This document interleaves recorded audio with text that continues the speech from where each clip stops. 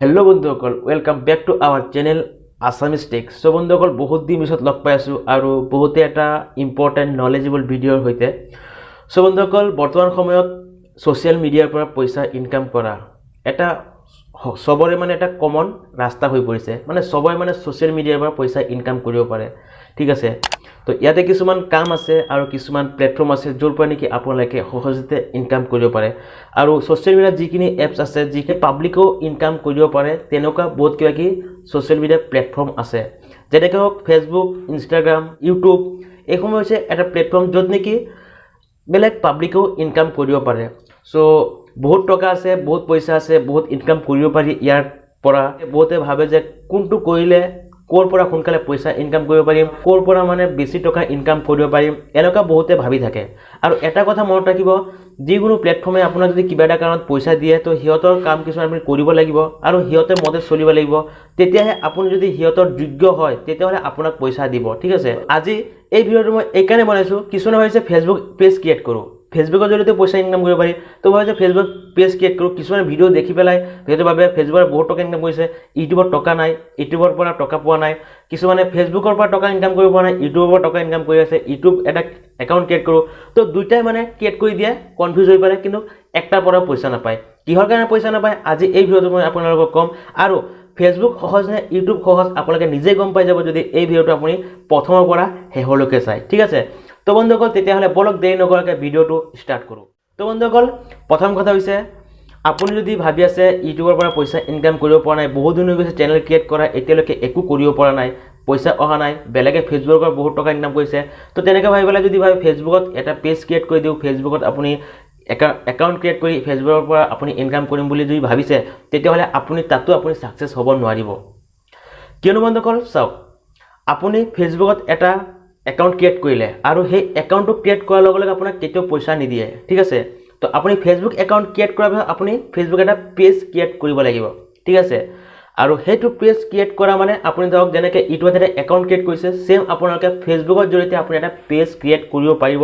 আৰু সেই পেজটো আপোনাৰ মনিটাইজ কৰিব লাগিব, তাতো মনিটাইজ কৰাৰ এটা ছিষ্টেম আছে, তাতো ছিষ্টেমটো ৰাখিছে যে মনিটাইজ কৰিব পাৰিলে আপুনি পইচা ইনকাম কৰিব পাৰিব, যেনেকৈ ইউটিউব চেনেল এটা মনিটাইজ কৰিব লাগে। ছেম তেনেকৈ আপুনিও যদি ফেচবুকত এটা পেজ ক্ৰিয়েট কৰিছে, সেই পেজতো আপুনি কি কৰিব লাগিব, আপোনাৰ ভিডিঅ' যিখিনি আছে ভিডিঅ' আপুনি আপলোড কৰি থাকিব লাগিব। আৰু সেই ভিডিঅ'সমূহ মানুহে অডিয়েঞ্চে পাব্লিকে আপোনাৰ ভিডিঅ'খিনি চাব লাগিব, ঠিক আছে।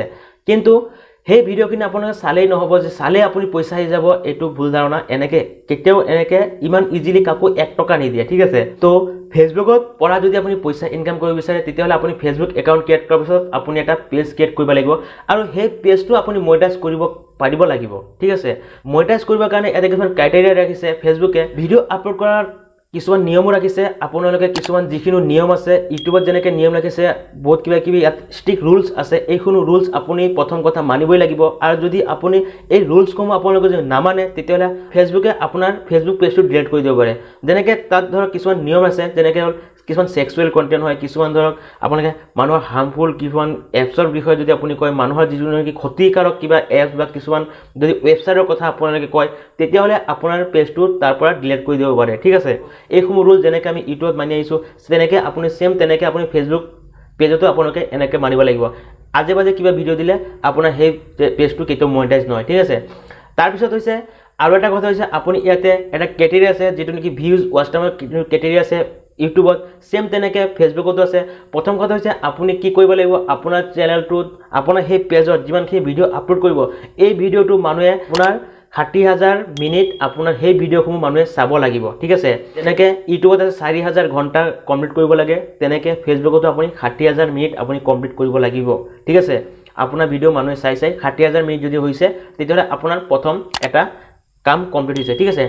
ছেকেণ্ড হৈছে ইউটিউবত যেনেকৈ 1K ছাবস্ক্ৰাইবাৰ হ'ব লাগে, ছেম তেনেকৈ আপোনাৰ ফেচবুক পেজতো আপোনাৰ 5K ফলোৱাৰ্ছ কমপ্লিট কৰিব লাগিব, 5,000 ফলোৱাৰ্ছ আপুনি বনাব পাৰিব লাগিব, ঠিক আছে। যেনেকৈ ইউটিউবত 1K ছাবস্ক্ৰাইব হ'ব লাগে, তেনেকৈ 5K আপোনাৰ ফলোৱাৰ্ছ হ'ব লাগে, ঠিক আছে।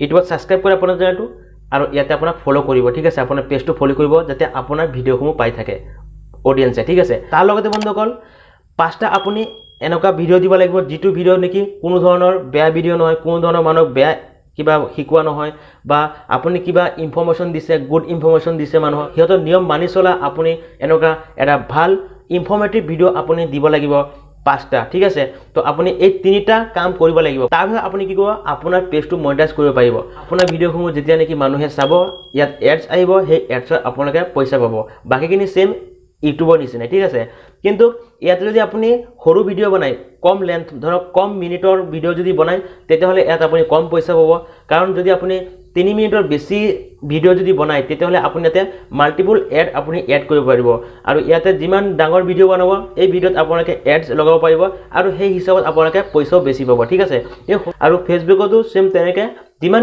মানুহে চাব ইমান মানুহলে সিহঁতে ইউটিউবৰ বা আপোনাৰ সেই ফেচবুক ভিডিঅ'টো সিহঁতে মানে সাজেষ্ট কৰিব ঠিক আছে তো এই কাৰণে ইয়াতে ভিউজটো খুব কম দিনৰ ভিতৰত বহুত ভিউজ আপোনালোকে আনিব পাৰে ফেচবুকত অকল এইখিনিয়ে কথা আছিলে যদি ভিডিঅ'টো ভাল লাগিছে তেতিয়া প্লিজ এটা লাইক কৰি দিব আৰু যদি চেনেলটো নতুনকৈ আছে যদি এতিয়াও সাবস্ক্ৰাইব কৰা নাই তেতিয়াহ'লে ইউটিউব ৰিলেটেড ইনফৰমেটিভ ভিডিঅ' এই চেনেলত আপোনালোকে এনেদৰে আগলৈ পাই থাকিব সেইকাৰণে চেনেলটো সাবস্ক্ৰাইব কৰিবলৈ একেবাৰে নাপাহৰিব সো বন্ধুসকল আজিলৈ ইমানে লগ পাম অন্য এটা ভিডিঅ'ত তেতিয়ালৈকে ভালে থাকিব সুস্থ থাকিব জয় অসম জয় ভাৰত